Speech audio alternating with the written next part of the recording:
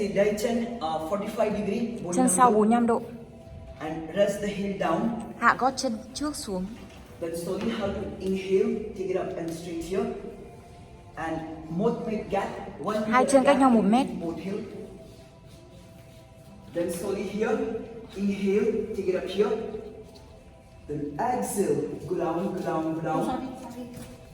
Then see, take your hip back. Đẩy hông về sau. Okay, push the hip back. Đẩy hông ra sau. Then both hands straight. Sau đó thẳng hai tay. And try to bend forward. Và cố gắng gập người về phía trước. Yeah, okay. So hip up.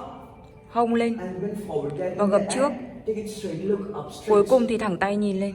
Okay, keep lifting your hip up. Tiếp tục nâng hông lên. And keep pressing your ribcage forward. Và tiếp tục đẩy ngực về phía trước. Look up, press Nhìn down lên, here. ấn xuống. Again, slowly inhale and keep holding the strap.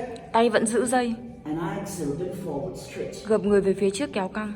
Okay, we'll do 4 times. Chúng ta thực hiện 4 lần. 3 times only. 3 lần thôi ạ. Right, 3 times left. 3 lần bên phải và 3 lần bên trái. Okay, try out. Exhale, deep tay, deep tay, deep tay, deep tay. Thở ra đi tay xuống, thẳng tay. Đẩy hông về sau. Lift your hip up. Nâng hông lên. Both hands straight. Thẳng hai tay. Thẳng tay. Bend forward a little. Ngực về phía trước một chút. Lift your hip up. Nâng hông lên. Both hands straight. Thẳng hai tay. Again, so hít vào, inhale up. Hít vào lên. Exhale, bend forward. Thở ra gập trước, tay vẫn nắm dây. Bend forward. Gập người về phía trước. Again, so inhale. Take it up and straight. Lên và thẳng. Rotate your shoulder. Xoay vai. Then exhale, hip up, bend forward. Hông lên. Gập người về phía trước. Hip up, hip up. Hông lên, hông lên. Mông lên. Both hands straight. Thẳng tay. Thẳng hai tay. Tay lên ít. Thẳng tay quay ra. Bend and move forward. Gập người về phía trước một chút nữa. Hip up, mông lên. Thẳng tay, both hands straight. Thẳng hai tay. Push your ribcage forward. Đẩy ngực về phía trước. Okay, slowly inhale, straight. Hít vào thẳng. Then exhale, bend forward, get Thở up. ra gập người xuống. Stretch your back. Kéo căng lưng. Relax your shoulder. Thả lỏng vai. Okay, one more time. Một lần nữa. Inhale, take it up and straight. Rotate your shoulder. Xoay vai. Yeah, both hands straight, go down. Thẳng hai tay. Exhale. Push your ribcage forward. Đẩy lồng ngực về phía trước. Both hands straight. Thẳng hai tay. Hip up. Hông lên, mông lên. Keep lifting your hip back. Tiếp tục nâng hông lên ra sau. Mông lên, phổi xuống. Keep pressing your ribcage forward. Tiếp tục đẩy ngực về phía trước.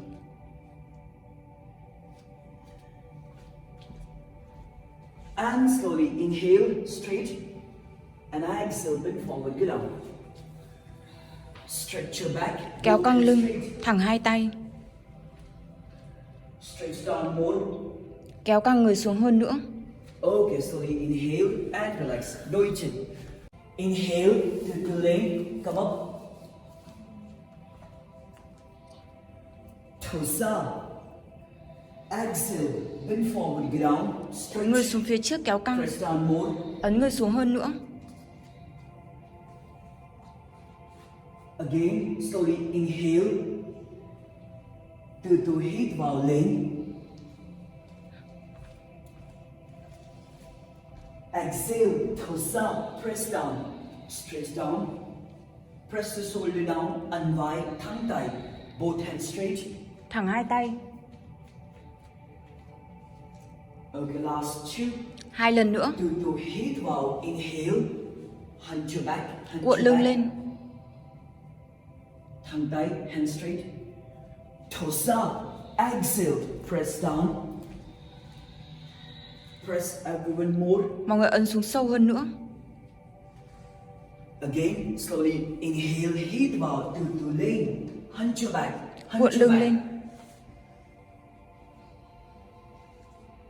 And with thở ra, exhale, bend forward, get down. Ấn vai, press the shoulder down. Ấn vai xuống. 6. Clone 5. 4, 3, 2, and when slowly inhale, từ từ hít vào lên, thẳng tay, hand to back, and release the rope and slowly bend forward. Thả dây ra và cúi về phía trước. Relax hand. Thả lỏng Press tay. down and stretch. Toes up, exhale, go down, bend down, press down. Ấn người Touch xuống. your forehead to the mat, both hands straight. Mục tiêu là để trán chạm xuống dưới sàn, thẳng hai tay.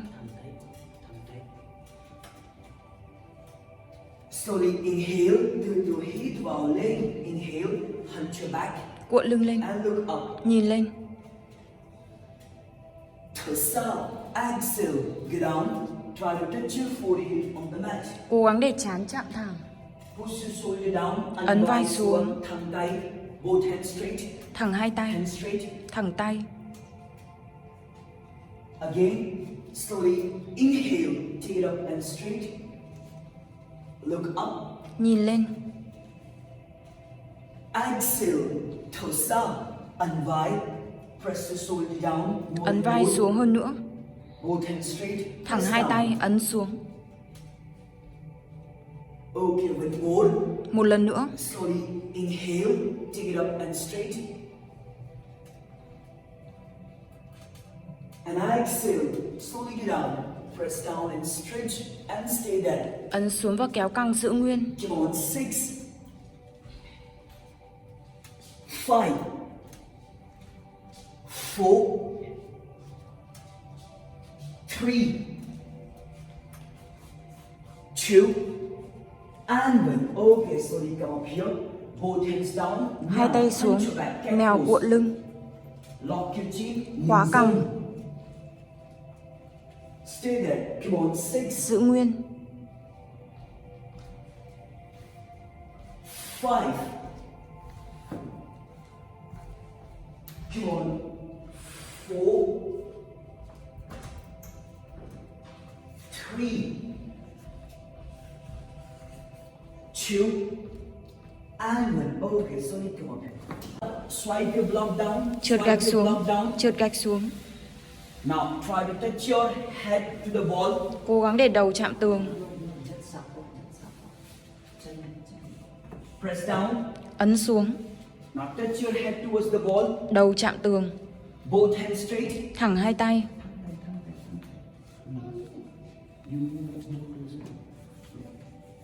Touch here 3 times. Toes up, Chạm ở đây 3 lần. hip Ra back. vào 3 lần, hông ra sau rồi đẩy đầu vào. Again, to hít vào, inhale, hunch your back. Hít vào cuộn lưng lên.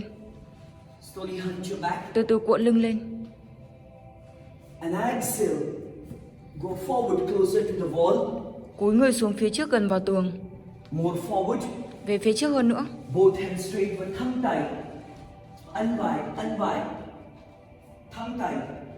Push more closer. Đẩy vào gần tường hơn nữa. Again, hít vào, từ lên.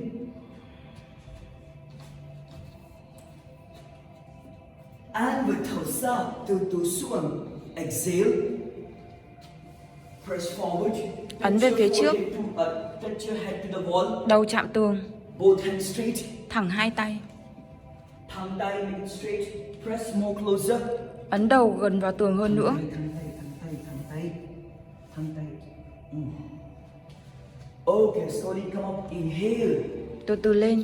And exhale, hands down, meow. Tay xuống. Mèo cuộn lưng. Stay there. Giữ nguyên. Sit.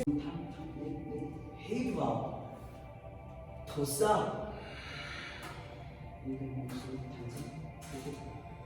Yeah, try to thẳng chân if possible. Nếu như có thể thì thẳng chân. Thẳng tay. Rồi, nhìn xuống. Unwind. Thẳng tay straight. Okay, again. Hít vào, từ từ mông lên. Now touch your hip to the chest. Mông chạm vào thành ghế. And thả lỏng vai.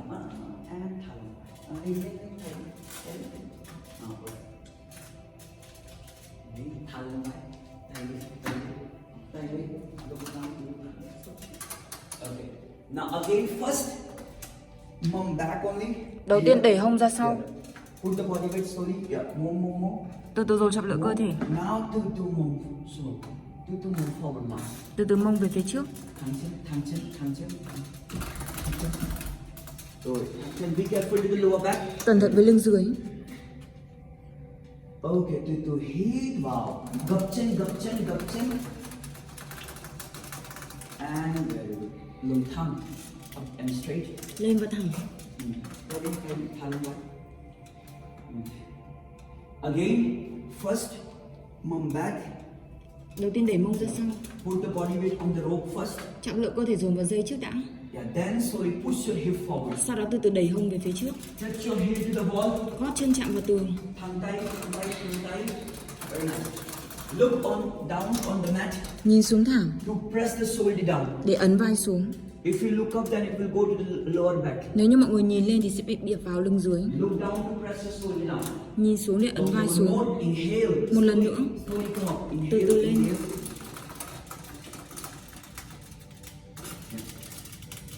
Now release like this. Thả lỏng như thế này một chút ạ. Thả lỏng tay một chút. Okay. One more and we will hold. Một lần nữa và mình sẽ giữ. Take it down there. Take it up. Yeah. Now again, first put the body weight on the rope. Đầu tiên dồn trọng lượng cơ thể lên dây. Then slowly hip forward. Sau đó đẩy hông về phía trước. Both hands straight. Thẳng hai tay. And stay there. Look on the mat. Both hands Giữ straight. nguyên. Nhìn thẳng hai tay. 6, 5, 4, 3, 2, and 1. Okay, slowly come up here. Gập tay, then tay thẳng, and straight.